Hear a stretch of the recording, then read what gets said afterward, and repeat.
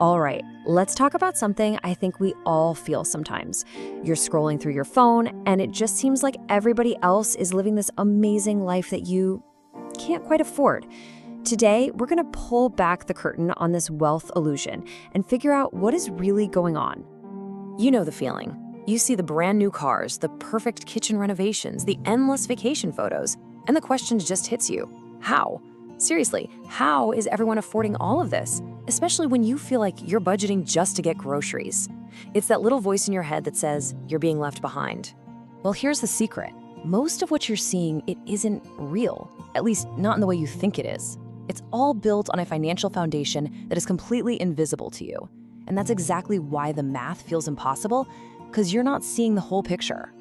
So here's how we're going to break it all down. We'll start with that feeling of falling behind. Then we'll deconstruct the look, uncover the invisible subsidies, check out the real financial picture, dive into why our brains get so fooled by all this, and finally, we'll talk about how to actually win. Okay, so first things first, it all kicks off with this feeling, doesn't it? This sense that you're just not measuring up. And it's fueled by what we see every day. We're constantly comparing our own reality, the bills, the stress, the daily grind, to everyone else's perfectly polished highlight reel. It's a comparison that is just fundamentally broken from the start. So let's put on our detective hats for a minute and actually deconstruct this look of success. We're going to start with the biggest status symbol of them all, the house. It screams success from the outside, but what's the real story behind the numbers?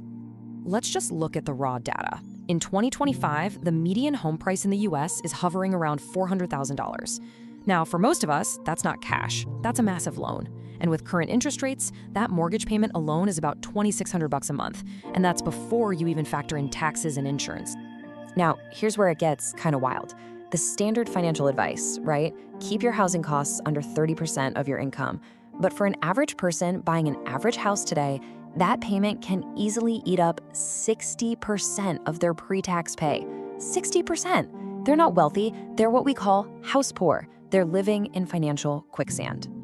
And what about that shiny new SUV in the driveway? Well, the car payment alone might be over $900 a month, but you have to add in insurance, gas, maintenance, and suddenly you're easily looking at $1,300 a month just to keep that thing on the road. So let's do the math together.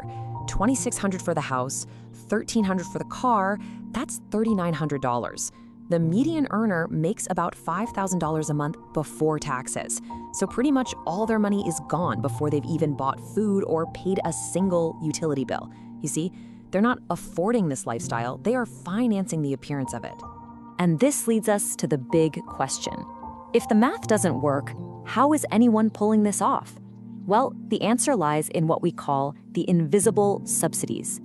These are the hidden support systems that are propping the whole thing up. Just consider this for a second. Roughly 1/3 of young adults are living with their parents. By just completely eliminating rent, which is their biggest expense, they create this invisible income effect. They can actually end up with more cash to spend than someone who earns double what they do but has to pay all their own bills. And then there's the direct help, from the bank of mom and dad.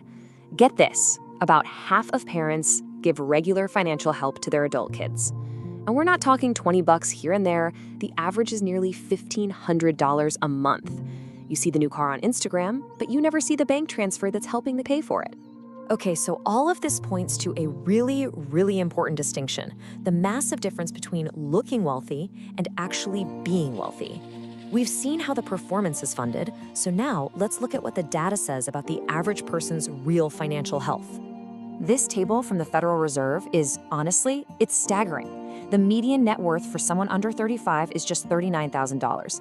And even for folks in their peak earning years, between 45 and 54, the median is still under $250,000. That means half of Americans have less than this.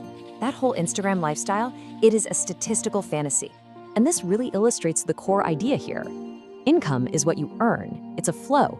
But wealth is what you own, it's a stock. It's what actually gives you security. You can have a 6-figure salary and still be completely broke if your spending keeps up with your earning. It's a trap so many people fall into. So if the numbers are so obvious, why do we constantly feel like we're the ones falling behind?